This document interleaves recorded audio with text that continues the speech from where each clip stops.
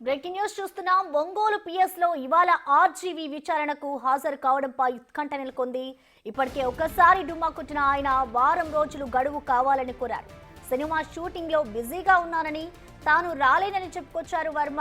ఆయన విజ్ఞప్తి మేరకు పోలీసులు గడువు కూడా ఇచ్చారు. సో గడువు నేటితో ముగియనుండడంతో ఈ రోజు ఆర్జీవీ విచారణకు వెళ్లాల్సి ఉంది. మరి ఆర్జీవీ ఈ విచారణకు హాజరవుతారా లేక డుమ్మా కొట్టేందుకు వేరే ఏదైనా ప్లాన్ చేశారా అనేది కూడా చూడాలి.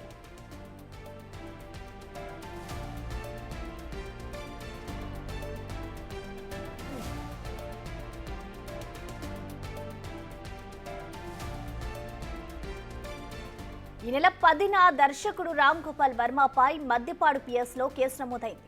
2024 ఎన్నికల ముందు CM Chandrababu, Lokesh, deputy CM Pavan Kalyan పై ఆర్జీవీ అనుచితంగా ట్వీట్ చేశారు. తమ అభిమాన నేతలని కించపరిచే విధంగా సోషల్ మీడియాలో పోస్టులు పెట్టారని టీడీపీ నేత రామలింగం పోలీసులకు ఫిర్యాదు చేశారు.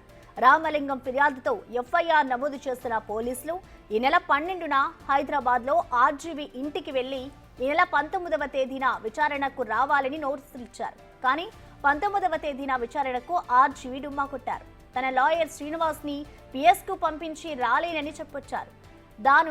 తాను సినిమా షూటింగ్ లో బిజీగా ఉన్నానని, వారం రోజులు గడువు కావాలని కోరారు.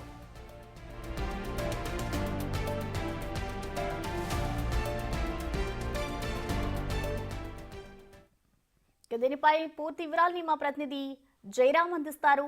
జయరాం, ఇటు ఆర్జీవీకి పోలీసులు ఇచ్చిన గడువు అయితే ఇవాళతో ముగుస్తుంది. మరి దీనికి సంబంధించిన డీటెయిల్స్ ఏ విధంగా ఉన్నాయి? ఆర్జీవీ ఇవాళైనా విచారణకు హాజరవుతారా? ఒకవేళ హాజరు కాకపోతే పోలీసులు ఎటువంటి చర్యలు తీసుకోబోతున్నారు అనుకోవచ్చు జయరాం? ప్రస్తున్న ఈరోజు దర్శకుడు ఆర్జీవీ ఒంగోలు రూరల్ స్టేషన్కు రావాల్సి ఉంది.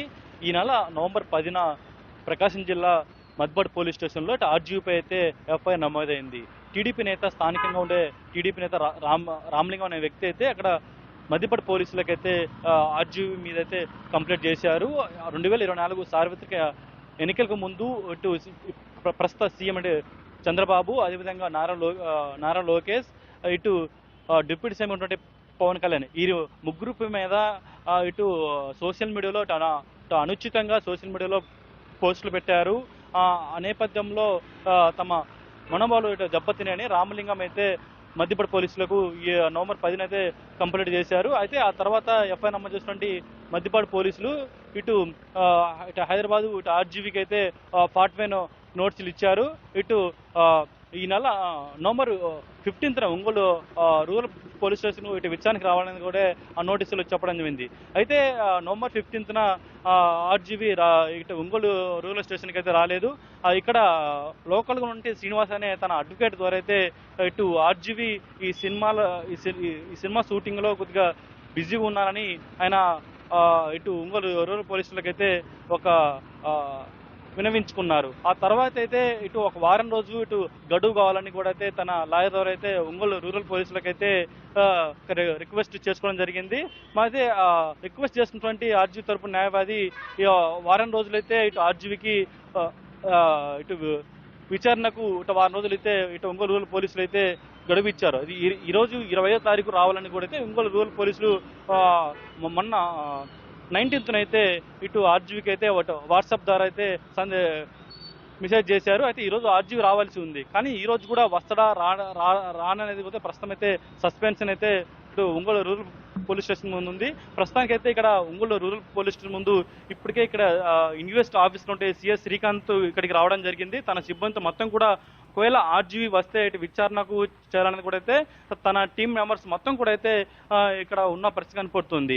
ఆర్జీవీ ఇటు 2024 సార్వత్రిక ఎన్నికల ముందు ఇటు సీఎం చంద్రబాబు, అదేవిధంగా లోకేష్, అదేవిధంగా పవన్ కళ్యాణ్ వీరిపై అసత్యంగా ఇటు వ్యూహం సినిమాలో తన క్యారెక్టర్ అసోసియేషన్ చేసే విధంగా అయితే వ్యూహం సినిమా మొత్తం కూడా ఇటు రూపొందించడం జరిగింది.